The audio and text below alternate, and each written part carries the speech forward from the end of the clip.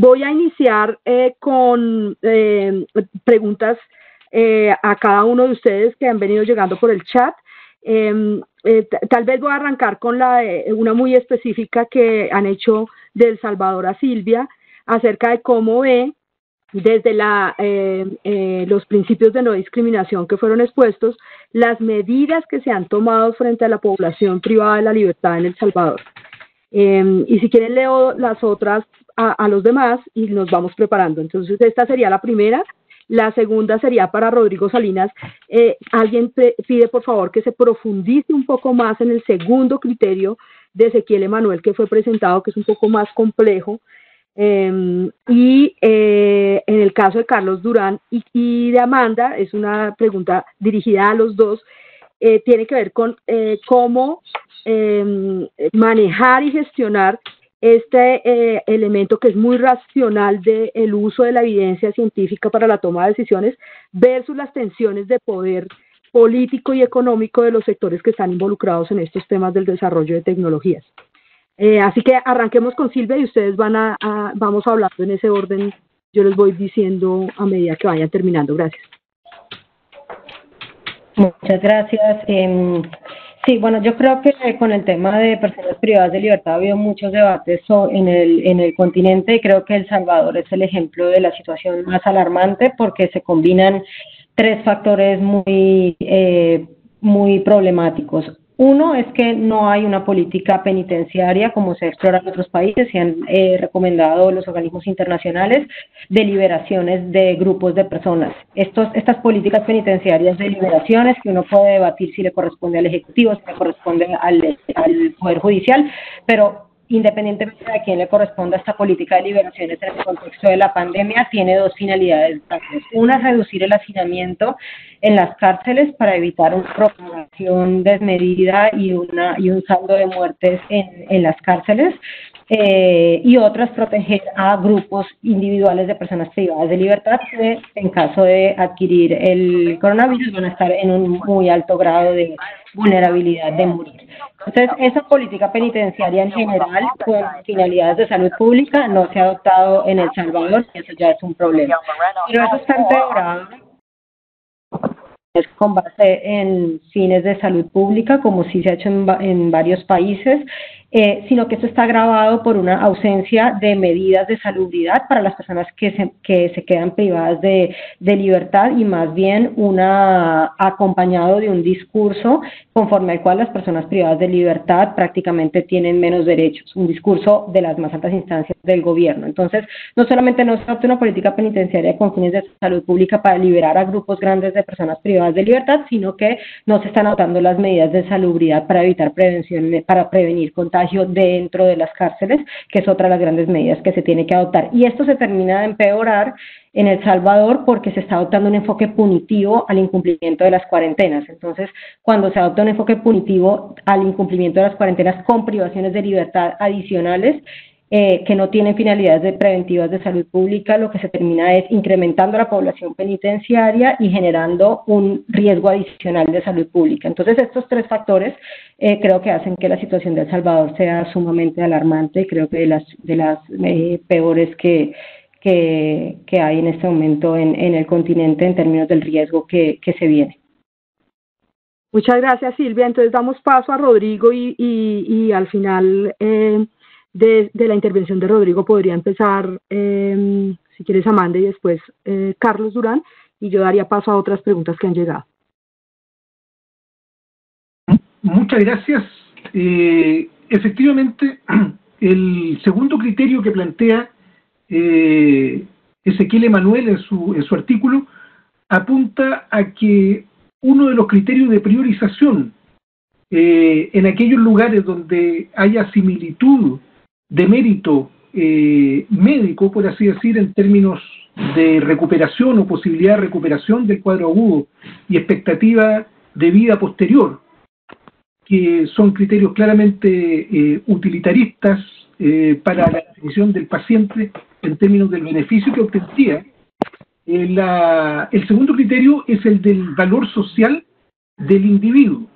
Y ese, por supuesto, que es un criterio que se presta para mucho mayor debate. Entre estos hay dos que señala explícitamente Emanuel, que son aquellos pacientes de cuya salud depende en cierta medida el combatir esta misma pandemia. Y en eso, por supuesto, que lo más relevante es el propio profesional de la salud. De manera que se estima que en aquellos casos donde haya igualdad de criterio en términos de posibilidad de beneficiarse directamente del uso del ventilador, podría utilizarse como estrategia de desempate la utilidad que ese paciente tiene para combatir la propia pandemia. Sin embargo, menciona un segundo criterio, Manuel, que es interesante, porque ese criterio ya no es directamente utilitarista como el otro, sino que es el criterio de reciprocidad, en el sentido que el personal de la salud es un personal al cual se le exige una especial dedicación, en este caso, que consiste en exponerse a un riesgo mayor que la población general y mayor que otras profesiones u oficios. Y que eso forma parte de un contrato social con el Estado, cuya parte de reciprocidad consiste primero en que estos profesionales de la salud o funcionarios de la salud sean provistos con con todas las herramientas de protección personal que sea posible disponer. Y en segundo lugar, una segunda estrategia de reciprocidad es favorecerlo en caso de empate para el uso de estas estrategias que salvan la vida. Sin embargo, si uno mira bien esta segunda razón de reciprocidad, que pareciera basada en la gratitud, tiene también un trasfondo utilitarista, porque es una forma de capturar a profesionales o funcionarios de la salud que de otro modo algunos de ellos a lo mejor se verían reticentes a exponerse a ese riesgo. Hay otras condiciones sociales que en otros procesos de priorización se han mencionado. Por ejemplo, la British Medical Association proponía, a propósito de la priorización en esta circunstancia, el personal de seguridad de un país. Y eso sin duda se prestaría a bastante más discusión que la del personal de la salud. Y un elemento central en esto, para elegir a los médicos, por ejemplo, es la dificultad que existe en reemplazarlos rápidamente como personal calificado. De manera que es un personal que en este sentido es particularmente valioso. Y desea aprovechar, si me permite, Claudia, de mencionar una de las preguntas que se hizo en el chat o de los comentarios que hizo Giovanni Guevara, que es muy acertado, porque señala que en este caso estamos hablando de priorización y de racionamiento, y en realidad lo primero es que se debe exigir eficiencia, y eso efectivamente es así. Pero la eficiencia en sí misma también es una estrategia de priorización que oculta un racionamiento. Y hasta el momento, cómo se ha utilizado y con los valores que se ha utilizado principalmente en términos de los Quality Adjusted Life Year y otros, son también discriminatorios con respecto a la persona de mayor edad, al extremo que el Disability Adjusted Life Year de Frentón para la sumatoria de los años perdidos coloca un límite en los 82 años aproximadamente, y de ahí en adelante no cuenta ninguno. Muchas gracias. Bueno, muchas gracias. Amanda, hay varias preguntas, todas tienen como la misma orientación, y es cómo hacer y en realidad qué tanto es cierto que se están tomando decisiones basadas en evidencia versus las presiones políticas económicas, no solo en términos de tecnologías, priorización de intervenciones, sino también en términos del confinamiento, las medidas y las decisiones de confinamiento en el marco de incertidumbre sin ser basadas en evidencia, y que tanto ahí están jugando factores políticos y económicos. Listo, muchas gracias.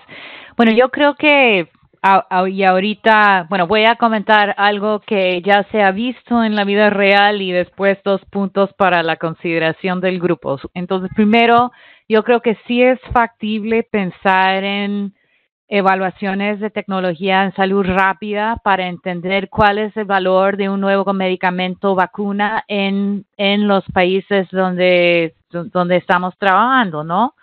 Y eso es importante. O sea, imagínate si llega una vacuna que tiene una eficacia de 30% y un precio súper alto.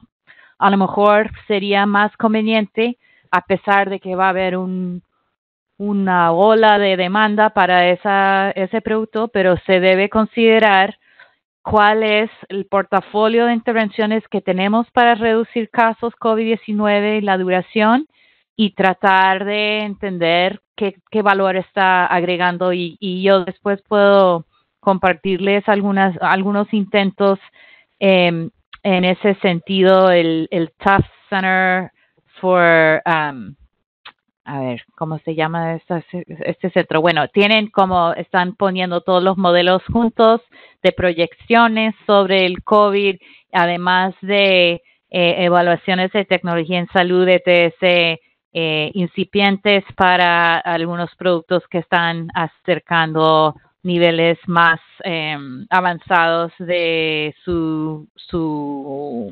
desarrollo. Y yo creo que eso es algo que tenemos que apoyar y informarnos mutuamente sobre los resultados de esos estudios. Segundo, yo creo que en el tema de los procesos, yo creo que nos toca reflexionar un poco cómo armar instancias formales que acomoden y están alimentados por la evidencia que tenemos, pero que también hay voces y espacio para que los intereses políticos hablan, para que lo manejen de una forma más adecuada, porque lo que se está pasando ahorita es que uno desde el punto de vista de salud pública está tomando lo que tenemos y haciendo las recomendaciones, y depende si el mandatario está de acuerdo o no, si se adopta.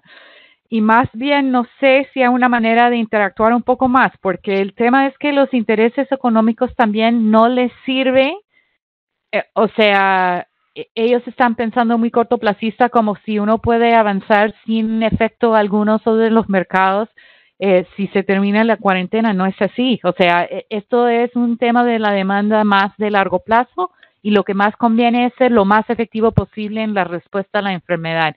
Entonces, al poder, o sea, necesitamos unas instancias de alto nivel, pero que podrían acomodar tanto tema político como tema de evidencia, y que haya algún consenso al final del día, por lo menos que sirve de blindaje a los gobernantes. Yo creo que hay otro tema que es los datos reales sobre las intervenciones no clínicos, que son importantes. Yo creo que podemos hacer experimentos en tiempo real de distintos niveles de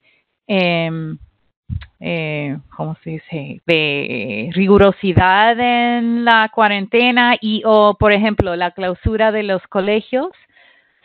A lo mejor se debe experimentar sobre qué tanto afecta distintas políticas al ver lo que pasa en tiempo real, comparando municipios con características similares, pero que utilicen distintos niveles de rigurosidad en la cierre de los colegios o algo así, para que entendamos qué realmente es esencial y costo efectivo en lo no clínico, y que, o sea, no podemos en el momento actual distinguir.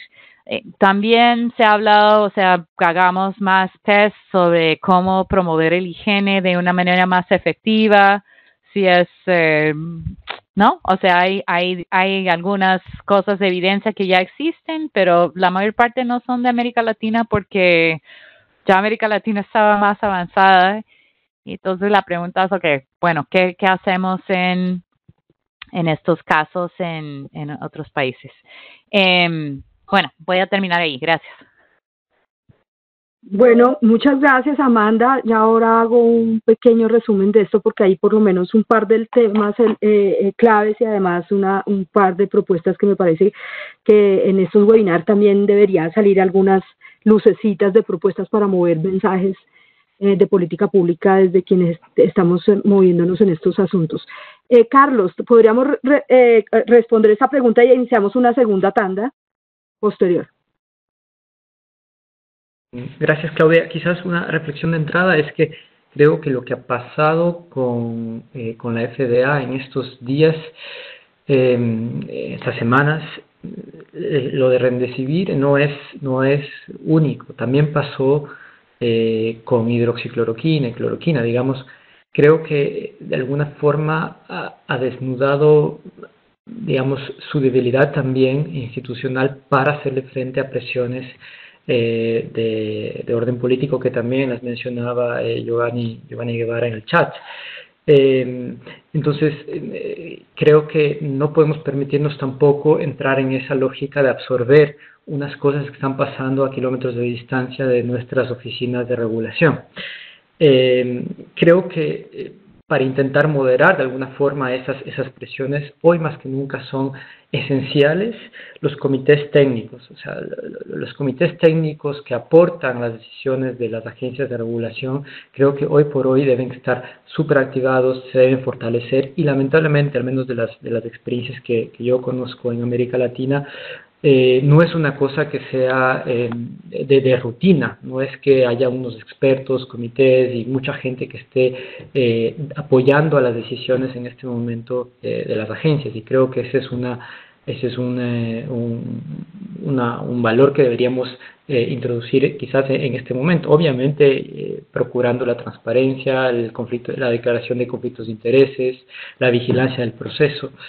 Y quizás la última cosa sería que las autoridades sanitarias de la región deberían en este punto ya tener una especie de grupos de trabajo y equipos de trabajo formados que estén viendo qué se tendría que reformar y qué no se tendría que reformar para adaptarse al momento actual, pero también viendo un horizonte de mediano y largo plazo en las regulaciones de los países. En el caso contrario, va a ser muy difícil llegar a responder como se tiene que responder con todo lo que se viene después. Digamos, esto está empezando, digamos, en el tema de acceso, todavía tenemos que resolver un montón de temas, ¿no? No sabemos todavía nada sobre qué es lo que realmente sirve, temas de vacunas, de tests, o sea, hay mucho todavía y eso se tiene que estar viendo en las agencias.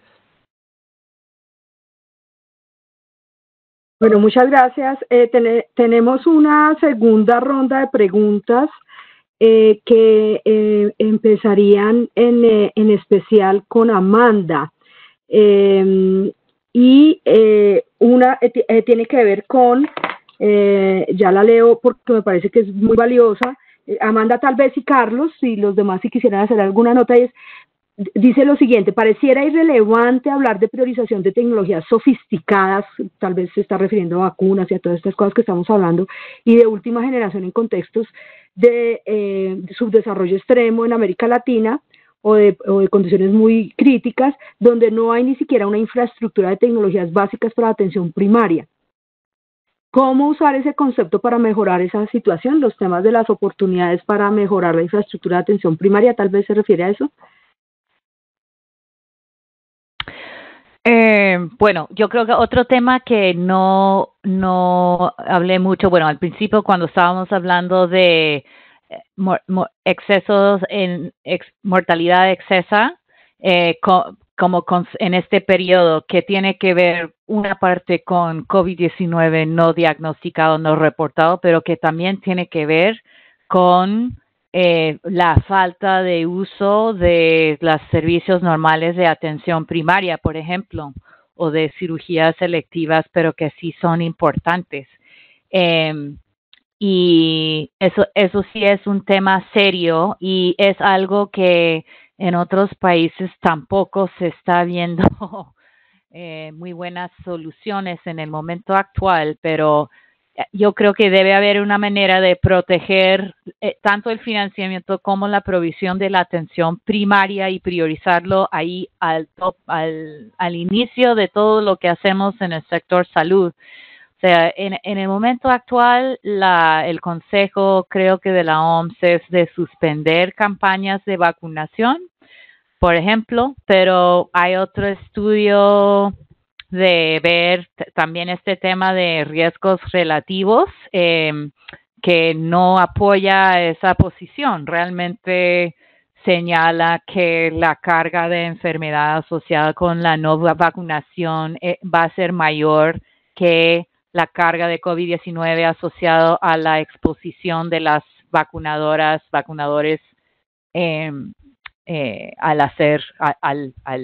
al implementar la vacunación. Entonces, esto sí es un tema importantísimo que todos debemos ver cómo es que se puede revertir esa tendencia o encontrar maneras seguras, obviamente, de proveer esos servicios básicos. Pero debemos decir también que no es solamente un problema al lado de la oferta de servicios, sino es un problema de la demanda. Por un lado, porque la gente tiene miedo para asistir a los servicios de salud, y segundo, porque asistir a servicios de salud tiene un costo y la gente pobre tiene menores ingresos que antes, que también va a afectar el uso. Entonces tenemos que pensar en esas alternativas de política como primer paso. Yo creo que es un tema bien importante. Bueno, yo creo que todavía sí sirve, sin embargo, por lo que ya acabo de mencionar, la idea de pensar, por lo menos en términos conceptuales, sobre los costos y beneficios de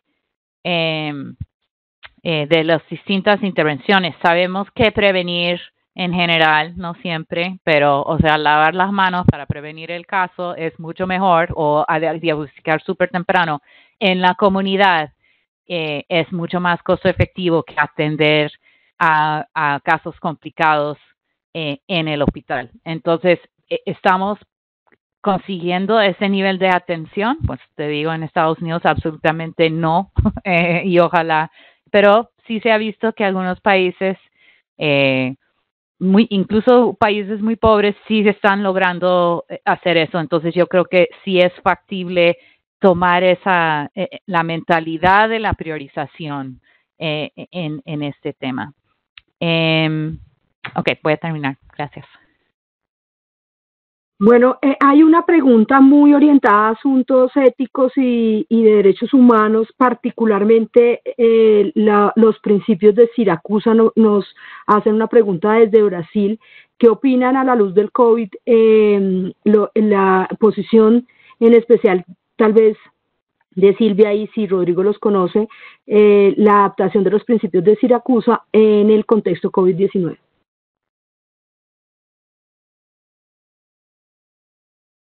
Bueno, para quienes no están familiarizados, los principios de Siracusa son una serie de criterios interpretativos sobre las cláusulas de suspensión de derechos y limitación de derechos del Pacto Internacional de Derechos Civiles y Políticos, que en general coinciden con los criterios de análisis para las restricciones en general de derechos económicos, sociales y culturales también, coinciden con las cláusulas de restricción de esos derechos, y también coincide en gran parte con los criterios de adjudicación de la prohibición de discriminación, así que definitivamente son fundamentales en el contexto de las medidas de salud pública que están adoptando los estados, porque son los parámetros que nos permiten controlar que las decisiones basadas en salud pública, que pueden estar perfectamente justificadas, atiendan a estos principios o a estos mínimos sobre restricciones de derechos, fundamentalmente que estén prescritos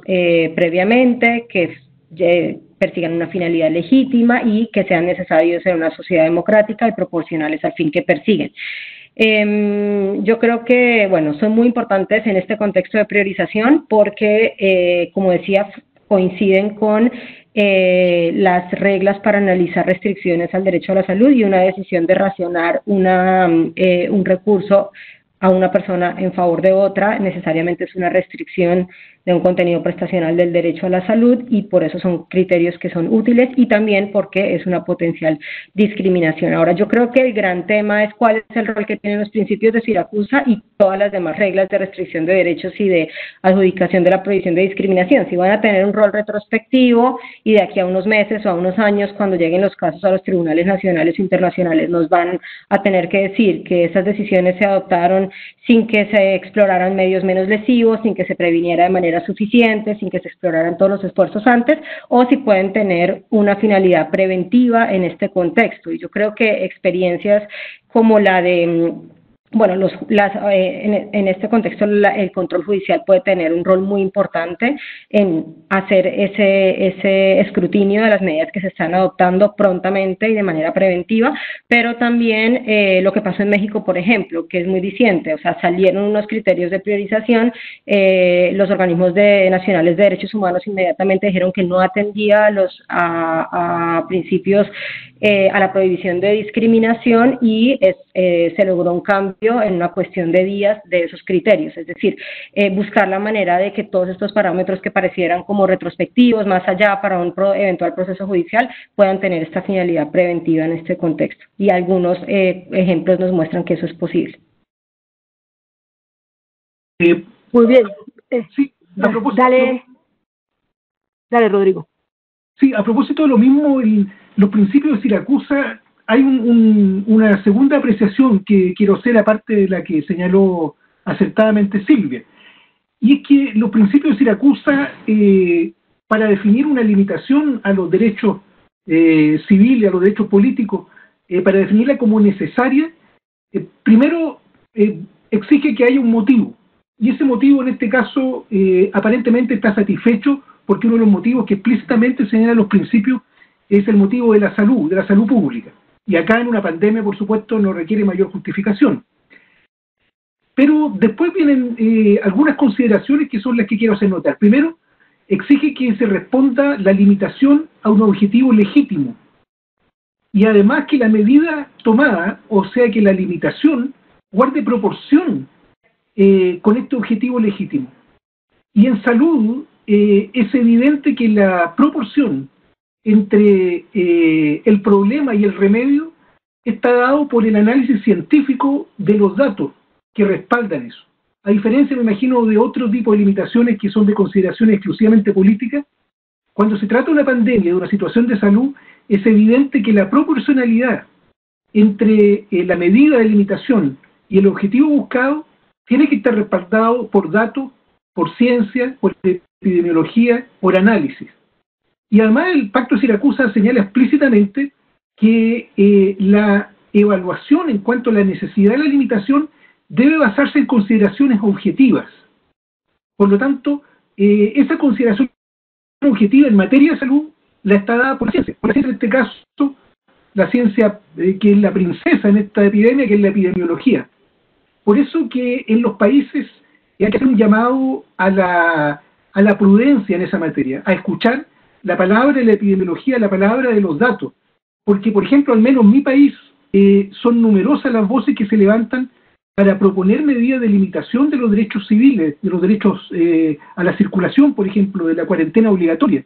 Sin embargo, cuando uno ve la gente que argumenta, son fundamentalmente personas legas. O sea, yo no me atrevería a argumentar en una materia como esa sin escuchar la opinión de los epidemiólogos y sin escuchar los datos que existen. Por lo tanto, en los propios principios de Siracusa, en mi interpretación personal, están subsumidos la importancia de los datos y la información científica para proponer estas medidas restrictivas de sus derechos. Muchas gracias. Muchas gracias, Rodrigo. Mira, hay dos preguntas muy interesantes. Hay una dirigida específicamente a Rodrigo y a Carlos Durán, y otra que yo creo que pudiera abordarlo Amanda, dado algunos temas que ha tocado el CGD en este asunto. El primero es de los estudiantes de salud mental y comunitaria de la Universidad del Bosque que están presentes en este webinar y dicen qué prioridad debería tener la salud mental para el cumplimiento de las medidas de aislamiento, el uso de lo que ahora se llama cuarta ola, incremento de trastornos mentales, violencia intrafamiliar y suicidios. Este creo que es para Amanda, insisto, porque creo que el CGD ha tocado algo de temas de salud mental. Y una pregunta que me parece buenísima para Carlos y Rodrigo, y está dirigida específicamente para ellos, es ¿qué van a hacer nuestros hospitales en la post-cuarentena con todas estas unidades de cuidado intensivo instaladas? Mantenimiento, uso, demanda inducida. Si quieres, Amanda, primero lo de salud mental y después Carlos y Rodrigo, y al final cerramos con una pregunta un poco más general. Sí, bueno, yo creo que parte de lo que estábamos hablando antes de mortalidad en exceso y atención primaria en salud también aplica aquí al tema de la salud mental. O sea, obviamente esto es un tema muy fuerte y se ha hablado de, pues hay que mantener los servicios APS en la misma manera para salud mental como si hubiera para alguien que era VIH positiva. Se necesita el medicamento, se necesita la continuidad, se necesita acceso a la terapia, etcétera. Todo lo que es costo efectivo al nivel de APS hay que seguir brindando, especialmente bajo estas circunstancias. También está el tema de la violencia de género que se está observando. Y eso también sí hay distintas innovaciones que uno ve por varias partes del mundo sobre maneras de respetar la cuarentena y no quedarse en casa con un abusador, por ejemplo, los hotlines y otras medidas asociadas con los programas de protección social o de transferencias en efectivo que permiten a la gente aislarse o distanciarse, pero sin necesidad de estar en el mismo hogar que una persona, un abusador. Entonces, hay un paper bastante largo en nuestro sitio web que puedo también compartir con ustedes si es de interés. Gracias. Muchas gracias.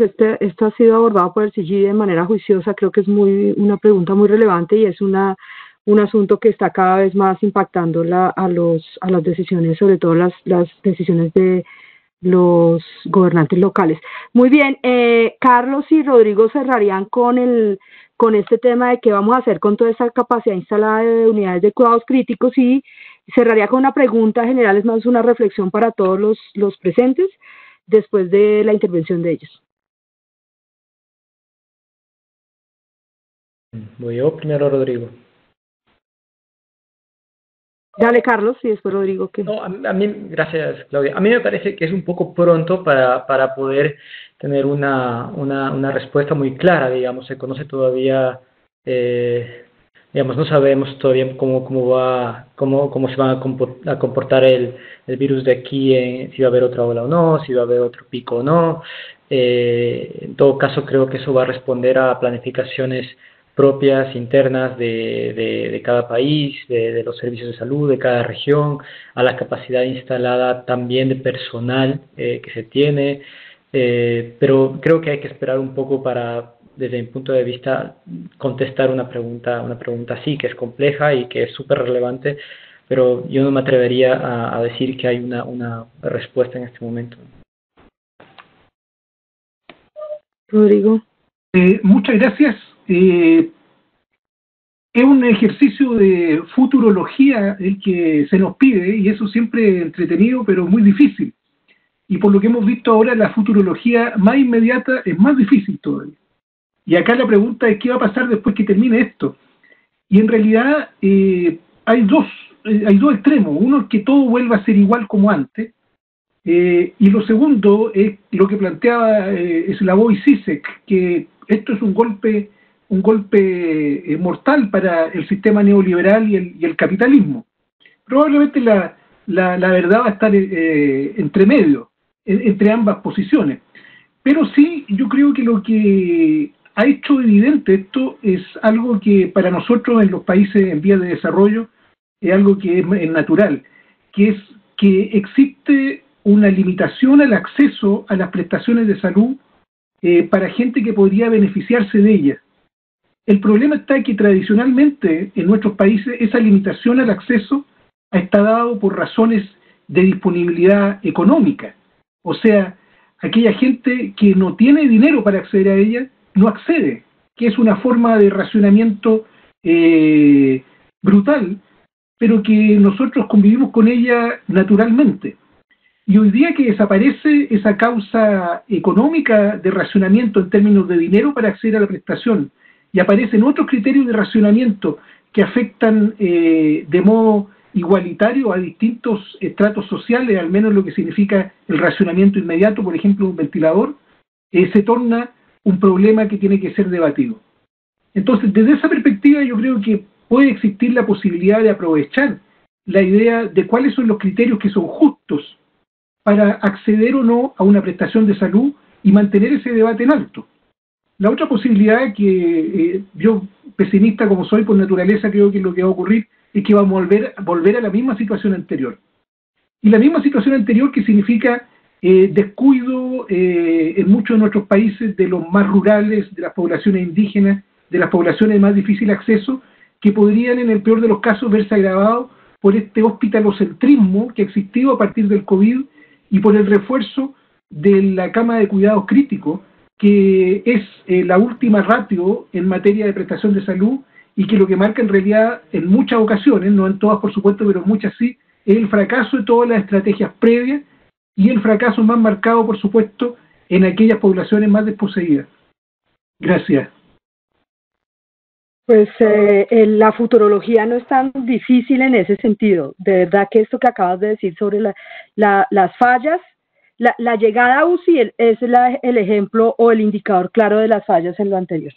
Me parece que ese resumen es la claridad de lo que significa, el reto de lo que significa la gestión de la pandemia en este momento y en la post-pandemia en términos de esa infraestructura. Vamos a cerrar, quisiera hacer como 2 comentarios generales que han llegado al chat que me parece que es muy interesante. La primera es que alguien dice, ojo que vamos a tener una reemergencia o por lo menos una muerte y una morbilidad adicional asociada a tuberculosis debido al encierro. Se está calculando, según la persona que hablaba, que es Alberto Colorado, que a nivel mundial pudieran haber 6.3 millones de casos adicionales debido a esto y más de 1,5 millones de muertes. Me parece que es un comentario interesante, tendremos que prepararnos para eso. Y la segunda es una pregunta reiterada que han hecho y es que si este webinar va a estar grabado y disponible. Sí, los videos de las intervenciones van a estar disponibles en la página de Salud Derecho y en los sitios web de los organizadores del evento. Posiblemente nos damos la tarea de hacer un pequeño blog recogiendo parte de las intervenciones que han sido muy interesantes. Yo me voy a permitir decir que por lo menos han salido unas 3 propuestas, además de las reflexiones valiosas de las intervenciones, a lo largo de la jornada. Una es, me parece que es muy interesante la importancia de que nos pongamos en la tarea de establecer y de realizar estudios bien estructurados sobre las intervenciones no clínicas para efectos de disponer de información y de evidencia a los decisores en esta gestión de la cuarentena. Se ponían ejemplos acerca de si abrieron o abrir los colegios infantiles, las universidades, etcétera. Hay muchas discusiones sobre las medidas no farmacológicas. Me parece que esta es una propuesta en concreto. También se ha hablado de la importancia de que se coordinen las agencias sanitarias en el marco del sistema de priorización y presumo que también las agencias de evaluación de tecnología o las institucionalidades de evaluación de tecnología para procesar rápidamente evidencia y garantizar que se dispone de información rápido y que se unen recursos para hacer más eficiente esa tarea. Y se ha hablado también en todos estos temas éticos de bioética, establecer mecanismos de verificación, monitoreo del cumplimiento de esos criterios éticos, bioéticos y de preservación o de respeto a los derechos humanos. Esas propuestas o esas iniciativas que son, digamos, muy relevantes, requieren en todo caso una gobernanza y una capacidad de coordinación global, por un lado, digamos el papel de la OMS, cómo se está jugando, cómo se está viendo, qué tanto realmente las iniciativas de coordinación global van a ayudar a dar una respuesta colectiva a un problema que afecta a todos los países de una manera fuerte y no pudiéramos seguir actuando de manera fragmentada sino coordinada, o una coordinación regional, porque en todo caso esos esfuerzos globales están concentrados en países del norte. América Latina tiene unos problemas particulares y unas capacidades particulares construidas y no se ve una luz por ahí que diga venga, coordinémonos regionalmente para dar una respuesta coordinada, una respuesta articulada e incluso una gestión de los recursos coordinada, que sería la mejor manera de hacer uso adecuado de los recursos y hacer una priorización muchísimo más macro. Entonces quisiera oír sus reflexiones sobre eso para cerrar y agradecerles, por supuesto, a ustedes la presencia y a todos los participantes que se conectaron.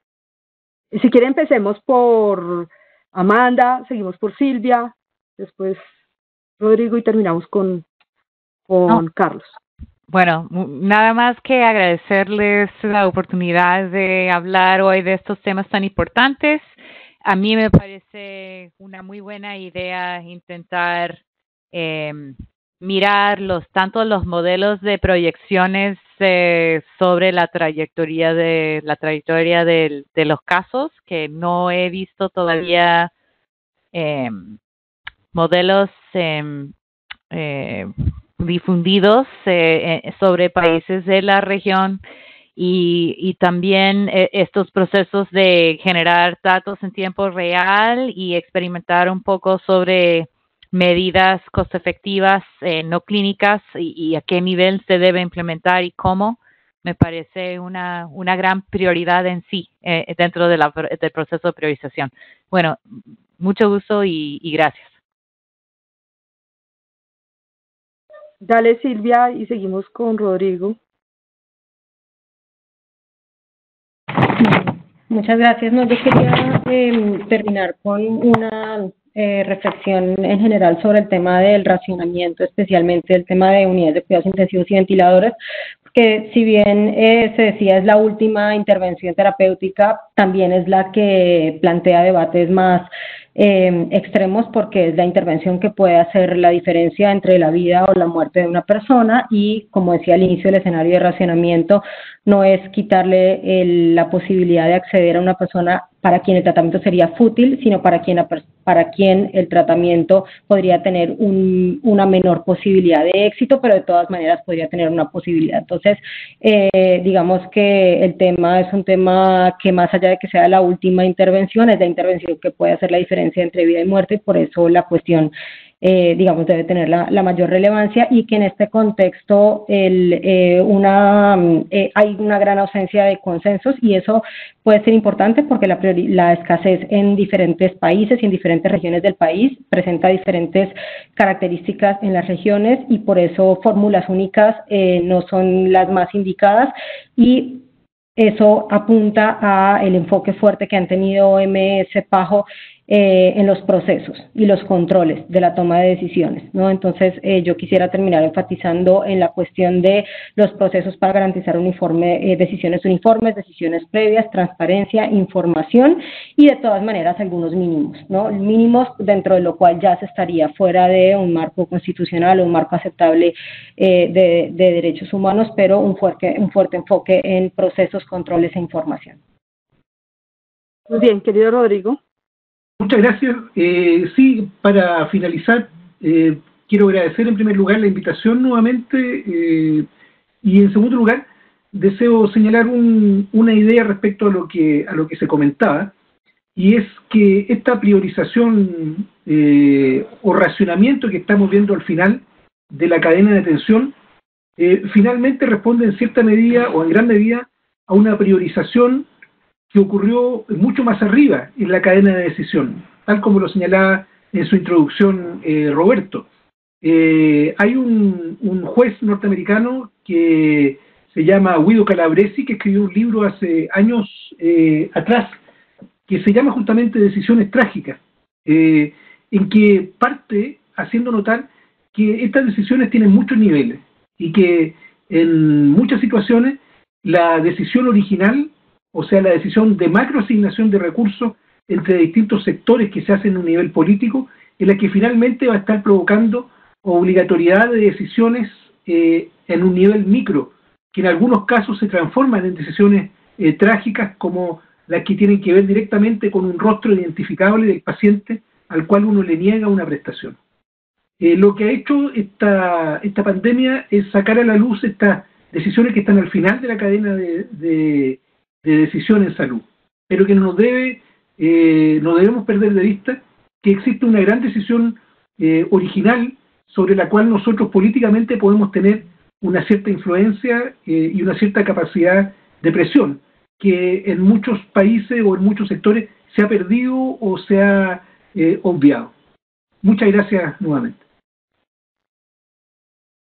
Muchas gracias. Creo que este tema es incluso en sí mismo bastante interesante en términos de priorización y de decisiones, porque también es cierto que el sobreuso o el uso no adecuado de la ventilación mecánica al final de la vida pudiera al final de la vida o en pacientes que están muy graves en medio de la pandemia pudieran aumentar la mortalidad, y esta discusión, digamos, es súper complicada en términos también de evidencia, así que esto es parte de los debates en los cuales nos vamos a seguir enfrentando.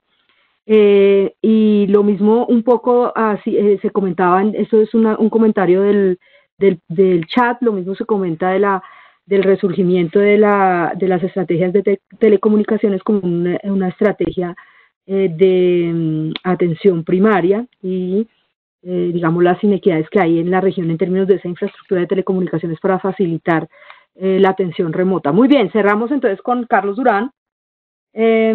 Muchas gracias. Sigamos para el cierre final. Serías tú y agradecer a Colombia, México, California, Estados Unidos, Perú, Brasil, de muchos países están conectados. Dale, Carlos. Gracias, Claudia, y gracias también a los organizadores y a toda la gente que se unió el día de hoy. Y yo quisiera terminar enganchándome al comentario de Rodrigo y planteando que al final del día, hoy por hoy, todavía no existe una opción terapéutica forma que conocemos clásicamente de un medicamento que uno puede tomarse o inyectarse y más o menos resolver un problema.